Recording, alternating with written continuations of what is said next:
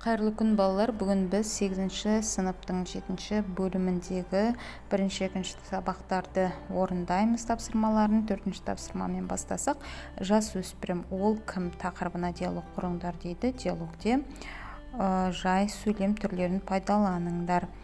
Жай сөйлемнің неше түрі бар екенін өздеріңіз білесіздер балалар. Жай сөйлемдер хабарлы, сұраулы, лепті болып үшке бөлінеді. Сонымен диалог дегеніміз не екен тағы да білесіздер деген ойдамын. Ол екі адамның өзара тілдесуі, пікір алмасуы, ой бөлісуі, олардың диалогтың алдында, әр сөйлемнің алдында сызықша қойылады. Сонымен 5-ші тапсырмамен жалғастырамыз. Келесі беттегі суреттерде берілген заңдардың қазақ қоғамдағы маңызы туралы ой бөлісіп сыныптасымен әңгімелес дейді. Ендеше бұл жерде бізде Қасым ханның қасқа жолы, Есім ханның ескі жолы және жеті жарғы деген 3 қазақтың тарихындағы заң жинағы бар. Солардың суреті белгіленген және қазіргі біздің ата заңымыз, негізгі заңымыз ол Қазақстан Республикасының Конституциясы. Осы 4 заңның суреті берілген. Қасым ханның қасқа жолы деген ол ең алғашқы заң. Ол көп өзгермей Есім ханның ескі жолына айналған. Одан кейін екеуі 5 тараудан тұрған, оған 2 тарау қосылып 7 жарғыға айналған осы заңдар кезінде. Ал Қазақстан Республикасының Конституциясы қазіргі ата заңымыз туралы ақпаратты енді кез келген жерден алуға болады. 95-ші жылы бұл Конституция қаланған еді. Содан бері біз 30 тамызды жыл сайын ата заң күні немесе Конституция күні деп атап өтеміз. Сонымен балалар жалғастырсақ, 6-шы тапсырма өлеңді оқы дейді. Автордың нені айтып отырғанын анықта және қазіргі заңмен салыстыр. Айтылу мақсатына қарай ажырат, бұйыру, тілек, өтініш ету мақсатында айтылған сөйлемдердегі баяндауыштың жасалу тұлғасына талдау жүргіз дейді. Сонымен бұл ұлы заң деп аталатын Жамбыл Жабаевтың өлеңінен үзінді. Бұл жерде сарымен белгіленгендер өлеңім шарлы ауылды, тыңда дала жаңбылды деген екеуі де бұйрық мағынасында берілген бұйрықты сөйлем болып есептеледі. Шарла өлеңім ауылды, тыңда дала жаңбылды. Бұл жерде шарла, тыңда дегендер бұйрық райында тұрған етістіктер. Ал өлеңнің мағынасына, мәніне келетін болсақ, егер өлеңнің мәнін тереңірек түсінгілеріңіз келсе, интернеттен өлеңнің толық нұсқасын тауып алып оқып шықсаңыздар болады. Бұл енді Жамбыл ол коммунист ақын болғандығын білесіздер, өздеріңіз білмесеңіздер біле жүріңіздер. Жалпы ақын туралы ақпарат жинасаңыздар болады. Бұл енді Сталиннің жүйесін, заңы жөнінде мақтап айтып отыр ақын бұл жерде.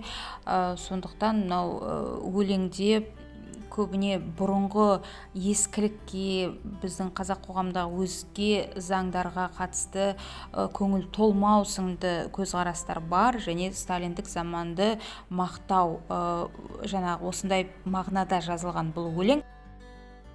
Сонымен жалғастырамыз. 7-ші тапсырма жасөспірімдердің мінез-құлқы, қызығушылықтары туралы әлеуметтік қоғамдық тақырыпқа мәтін құрастыр дейді. Мәтін ішінде жай сөйлемдердің қолданылуына назар аудар. Балалар жасөспірімдер туралы, олардың мінез-құлқы, өзгерістері бойындағы туралы сіздерге осындай мәтін құрастырдым. Осы мәтінді оқып шығып, төменде біраз жаңағы заңнамалардың аттары берілген, соларды осы сөйлемде мәтінде қолдандым. Егер сіздерге осы мәтін яғни ұнаса, осын жазсаңыздар болады, немесе басқа осы мәтіндегі ақпаратты қолдана отырып басқа текст жазсаңыздар да, әрине ол өз еріктеріңіз. 8-ші тапсырма өз ойыңды тұжырымдап айт дейді. Мына жерде Нұрсұлтан Назарбаевтың ойы берілген сөзі, осыған қатысты өзіңнің ойыңды, яғни осы ойды интерпретациялау керек. Жаңа жағдайға сай біздің бәрімізді алаңдататын мәселе білімді, кәсіби даярлығы бар адам тәрбиелеу ғана емес, қоғамдық өмірдің барлық саласында ұлттық және дүниежүзілік құндылықтарды қабылдауға қабілетті рухани және әлеуметтік адамгершілік мүмкіндігі мол тұлғаны қалыптастыру дейді. Осы ойға байланысты сіздердің ойларыңыз қандай? Қалай түсіндірер едіңіздер? Мен төменде өз пікірімді жаздым. Осының негізінде ақпарат қосып басқаша етіп жазсаңыздар да болады.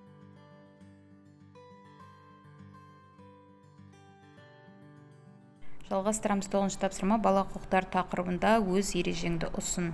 Сөйлемдердің айтылуына қарай тыныс белгілерін дұрыс қойып жаз дейді. Жазу мәнеріңе көңіл бөл.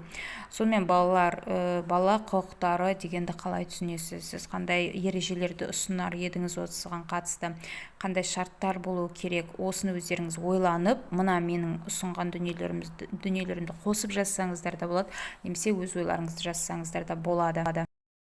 Жалғастырамыз. 10-шы тапсырма. 6-шы тапсырмадағы ақпараттарды өз пікірімен дәлелде дейді. Сонымен мен мына жерде сіздерге дәлелдеуге тырыстым. 6-шы тапсырмада бағанағы өлең туралы, заң туралы, ұлы заң деп аталады өлең, Жамбыл Жабаевтың, сол өлеңді талдау керек. Бірінші сөйлеммен, яғни өзіңіздің пікіріңізді айтасыз, содан кейін оған себебін түсіндіресіз, сосын оған мысал келтіресіз және қорытынды айтасыз. Балалар, тапсырманы дәл мен орындағандай етіп орындаудың қажеттілігі жоқ. Бұны тек үлгі ретінде қабылдап, өз ойларыңызбен, өз көзқарастарыңызбен толықтырып жазсаңыздар да болады. Сонымен, егер түсініксіз тұстарыңыз грамматикалық жағынан бір сөйлемнің жаңағы түрлерін түсінбеген болсаңыздар, немесе басқа дүниелерді түсінбеген болсаңыздар, міндетті түрде комментарий қалдырыңыздар. Мен уақытының барына байланысты сіздерге жауап беруге тырысамын. Келесі сабақта кездескенше.